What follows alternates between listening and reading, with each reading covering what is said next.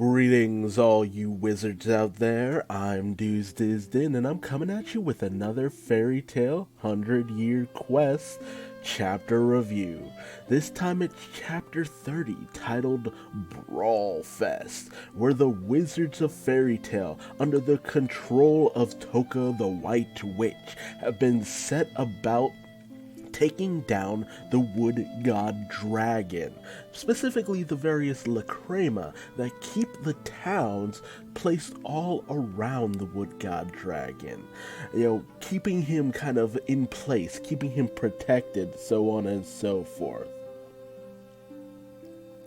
However, Natsu and the gang are far too ready to take the members of Fairy Tail down in order to protect the various forms of human life.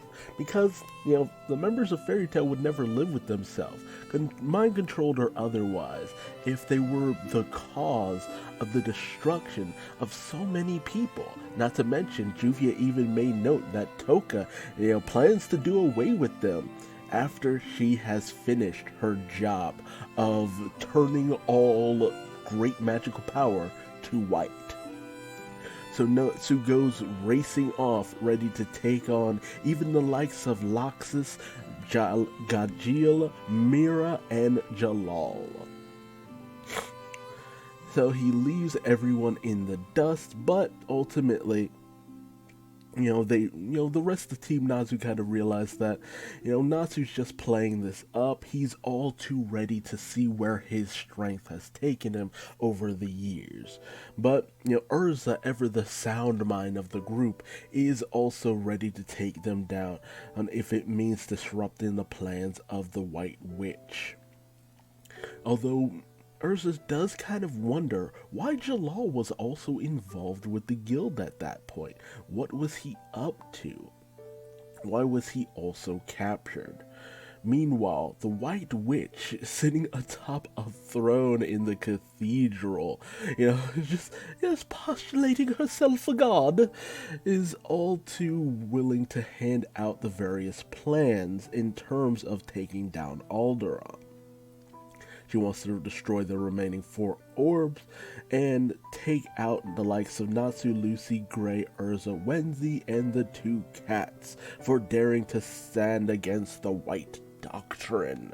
Those are the 2 objectives that she felt the need to point out to her various subjects of the Fairy Tail Guild.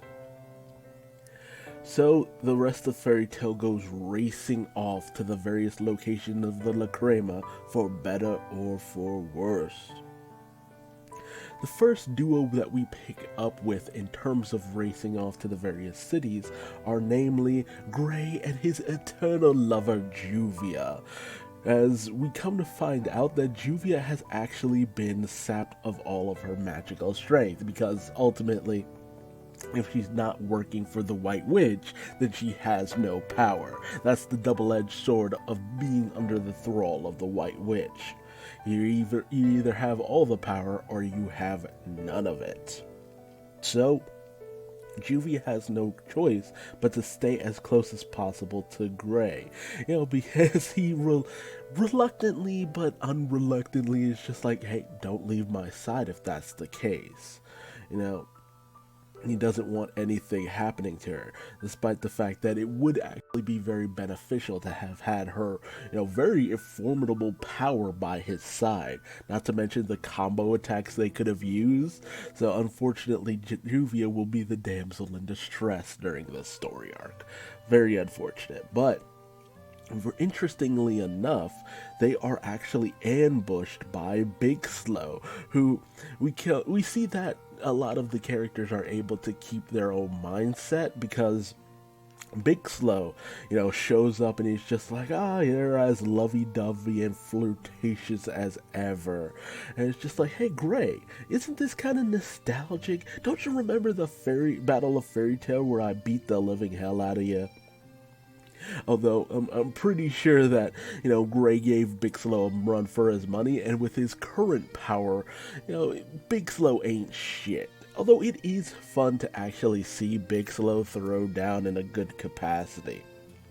Just don't off-screen him, seriously. However, Gray's all too willing to kind of take him down a peg, if nothing else, because, Big Slow kind of cheated really handedly at that fight. But we find that it's not just Big Slow going at Gray, as Freed comes from behind slashing at Gray. So, and as well as Evergreen coming in, using her fairy bomb gremlin, just blowing up the entire area. So it's not just Gray taking on Big Slow, no, it is Gray taking on the entirety of the Thunder Legion. But he's all too willing to take down the followers of Laxus. Because, well, that's the thing about the Thunder Legion. They're good people deep down, but they've had an ass whooping coming for a while now. Lucy, meanwhile, unfortunately has run into the worst case scenario, namely Elfman, Lasagna, and worst of all, Mira Jane. So, it's just like, oh god, why did it have to be Mira of all people? Like, it's just like, it feels like it should be the reverse for her and Gray. Just let her take on the Thunder Legion. She'd have a better chance against them. But Mira Jane? Really? Oh no. Like, Lucy, I love you, but you are way outmatched. And the first thing she does is summon out her most powerful celestial spirit, namely Loki, who's all too willing to help her out, but he's just like, yeah, if I'm being honest, I don't think I really stand a chance against Mira. And Lucy's just like, yeah, I know, man. So she summons Virgo as well, in order to just kind of help Loki out for the most part. So, but even Virgo's just like, yeah, even if it's the three of us, I don't really think we could stand a chance against Mira Jane. Which they all like comment. It's just like, yeah, it's kind of a stretch. I don't know about this, dude.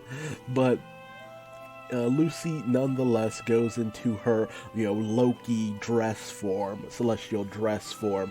So it's the young miss, her butler, and her maid at the combat ready. For better or for worse, we'll see how that goes. Meanwhile, Natsu has had a crushing time against the forces of, Wakaba,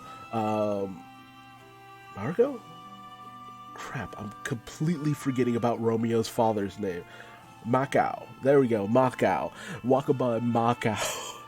I'm sorry, it's just like, Wakaba's name is always easy to remember because it's just like, it's such an interesting name, Wakaba.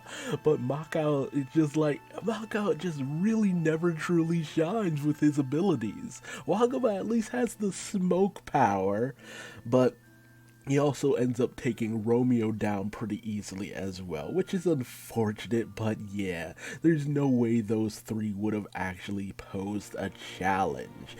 But a real challenger enters the fray as Gajeel comes flying into battle. Like full-on Dragon Ball Fighter Z style, just comes flying in, they clash, and just start going at it. Gajeel seems to actually be taking a bit of pleasure in the fact that he will be taking on the Salamander after a long-awaited rematch, and Natsu is just as pleased. So, oof, that's a throw that I'm all too ready to see go.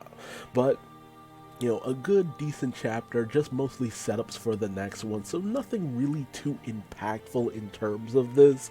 Just, just the question of just how well will these fights actually go? Who are Urza as well as Wendy actually going to end up fighting against?